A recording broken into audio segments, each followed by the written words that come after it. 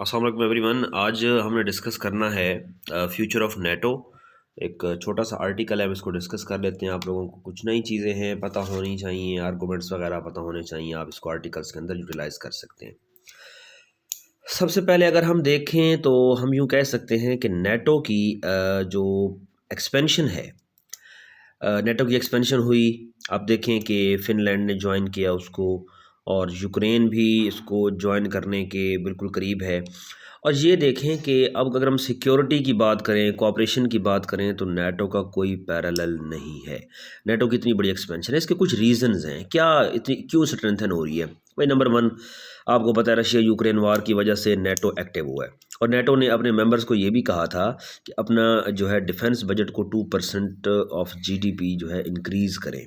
ठीक है, तो ये भी आप लोगों को पता होना चाहिए। उसके बाद सेकंड हमारे पास रीज़न आ जाता है rise of China.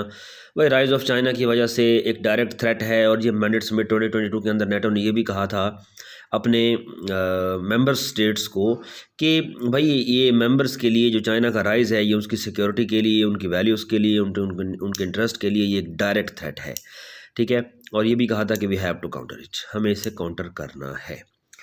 Number third पे हमारे पास आ जाता है कि rise of new take and inter independence. अब ये देखें कि न्यू टेक्नोलॉजी का राइज हो रहा है, न्यू इंटर इंडिपेंडेंस का हो रहा है, आर्टिफिशियल इंटेलिजेंस का राइज हो रहा है, टेक का हो रहा है। तो अभी आप देखें कि ये क्या कर रहे हैं कि न्यू अलायंस बना रहे हैं, आपस में कोलैबोरेशन कर रहे हैं, आपस में कॉपरेशन कर रहे हैं, सिक्योरिटी मेजर्स ले रहे हैं। ठीक है, और अपनी इकोनॉमी को बूस्ट अप करने की बजाय ये सिक्योरिटी पे ज़्यादा तवज्जो दे रहे हैं, डिफेंस पे ज़्यादा तवज्जो दे रहे हैं ये मेंबर स्टेट सारे। क्यों? क्योंकि एक प्रीवेलिंग थ्रेट है इनके सामने। देखें आप, रशिया यूक्रेन वॉर का एक हो रहा है, और बॉर्डर टेंशन इनकी हो रही हैं। फिनलैंड बिल्कुल करीब है। अब देखें रशिया कहाँ पे लगता है, ठीक हो गया।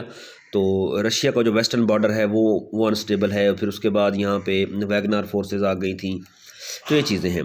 तो नेटो और यूरोपियन यूनियन का जो task force for critical infrastructure भी इन्होंने इस्टेब्लिश किया था। देखें नेटो, इन्होंने यहाँ पे स्टेप लिया था, इन्होंने बनाया NATO European union task force for critical infrastructure, ये इन्होंने यहाँ पे इस्टेब्लिश किया था। तो इस चीज़ का आपको पता होना चाहिए।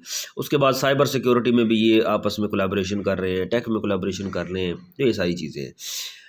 तो स्टेट्स एक दूसरे के करीब आ रही हैं। नंबर फोर, बाइडेन की प्रेसिडेंसी और डोमेस्टिक पॉलिटिक्स ऑफ यूएस। जी, इस चीज़ को ज़रा गौर से समझिएगा कि बाइडेन की प्रेसिडेंसी जब से आई है तो बाइडेन ने अपने अलायंस को बहुत ज़्यादा बढ़ाया है। आप देखें इसमें ऑकस है, इसमें क्वाड आ जाता है, इसमें मतलब आप देखें साउथ चाइना सी के अंदर इसका राइज देखें, इसमें ताइवान के अंदर इनका इन्फ्लुएंस देखें, इसके अंदर अफ्रीका के आप इन्फ्लुएंस देखें, बढ़ाने की कोशिश की है। इसके अंदर देखें मिडल ईस्ट के अंदर क्या क्या टेंशन चल रही हैं। ठीक है, तो ये एक चीज़ है, गो कि अपना इन्फ्लुएंस ज़्यादा नहीं बढ़ा सका, लेकिन आप देखें कि जो भी स्टेप लिया है वो चाइना को काउंटर करने के लिए। अभी G20 की मीटिंग हुई है, ज़रा आप इंक्लूड करें इसके अंदर। G20 के अंदर उनका मेजर थीम ही यही था कि जी हमें चाइना को काउंटर करना है। और क्या किया उन्होंने, BRI को काउंटर करने के लिए उन्होंने इकोनॉमिक कॉरिडोर बना डाला। तो ये एक चीज़ है। तो ये मल्टीलैटरलिज्म और यहाँ पे मिनीलैटरलिज्म, इस चीज़ को वो प्रमोट कर रहे हैं। तो बाइडेन की प्रेसिडेंसी और डोमेस्टिक पॉलिटिक्स ऑफ यूएस एक बहुत बड़ा एक फैक्टर है, जिसकी वजह से, क्योंकि देखें बाइडेन ही जो है ना कर रहा है इसको, डील कर रहा है, बाइडेन ही इस चीज़ को हैंडल कर रहा है। अब नेटो को कौन डील कर रहा है, यूरोप को कौन डील कर रहा है? यूरोप के जो मतलब हैंडलर्स हैं वो यूएस ही है जो इसको हैंडल कर रहा है।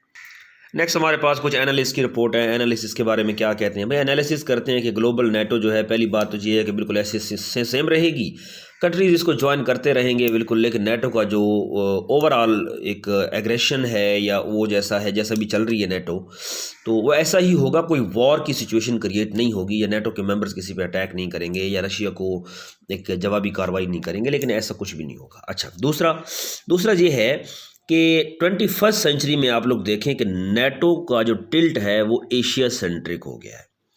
नेटो जो है शुरू में एशिया सेंट्रिक नहीं था, अब नेटो जो है उसे एशिया सेंट्रिक कहा जा रहा है।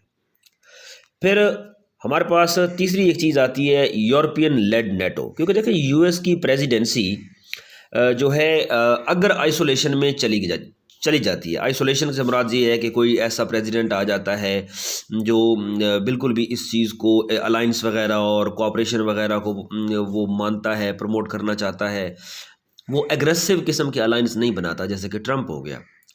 तो इस किस्म के अलायंस को वो ज़्यादा प्रमोट नहीं करता, क्योंकि बाइडन की जो पॉलिसी है वो उसकी देखें, नेशनल सिक्योरिटी पॉलिसी आप उनकी पढ़ें तो आपको पता चल जाएगा कि इसकी ज़्यादा एग्रेसिवनेस शो होती है।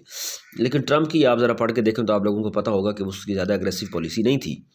ठीक है, वो एक आइसोलेशन उसमें रहना पसंद करता है और इस किस्म की वो पॉलिसी है, और इकोनॉमी को बूस्टअप करना और इस किस्म की उसकी ज़रा पॉलिसी है। ठीक है, ज़रा माइंड सेट उसका चेंज है। तो इस वजह से हो सकता है कि वो अभी नेटो को जिस तरह यूएस हैंडल कर रहा है, अगर नेक्स्ट टाइम ट्रंप आता है, कि एक पॉसिबिलिटी है, डिस्कस कर रहे हैं एनालिस्ट, कि अगर पॉसिबिलिटी है कि अगर बाइडन जाता है और ट्रंप आता है तो ट्रंप के आने से नेटो पे बहुत बड़ा असर पड़ेगा। एक जिस तरह यूएस अब हैंडल कर रहा है नेटो को, इस तरह शायद ना कर पाए।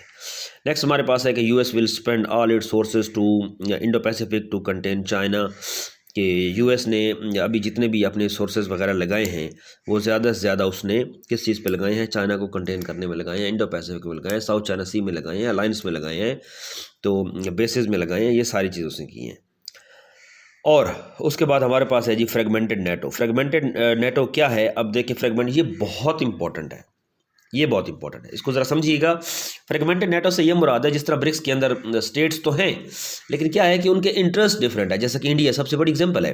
अब देखिए फ्रेगमेंटेड नेटो से मुराद है कि यूएस भी है, यूरोपियन यूनियन भी है, जॉर्जिया, सर्बिया, फिनलैंड, यूक्रेन भी ज्वाइन कर लेगा, ठीक है। लेकिन मसला ये है कि इन सब स्टेट्स के जो इंटरेस्ट हैं वो डाइवर्ज करते हैं। जब किसी स्टेट्स के इंटरेस्ट जब डाइवर्ज करते हों तो वो किसी भी सिक्योरिटी इशू पे कोई कॉमन कंसेंसस बिल्ड अप नहीं कर पाते। जब कंसेंसस बिल्डअप नहीं होता तो यहाँ पे डाइवर्जेंस आती है, डिवीजन आती है, ठीक है, और यहाँ पे डिटेरियोरेशन होती है। फिर यहाँ पे कोई एक स्टैंड नहीं ले पाते। तो ये कुछ पॉइंट्स थे जो आप लोगों के सामने रखे थे नेटो से रिलेटेड, तो आप लोगों को पता होना चाहिए, इस चीज़ को अच्छे से कवर करें। ठीक है जी, अपने आर्टिकल के अंदर आप इसको यूज़ कर सकते हैं। ठीक है जी, थैंक यू।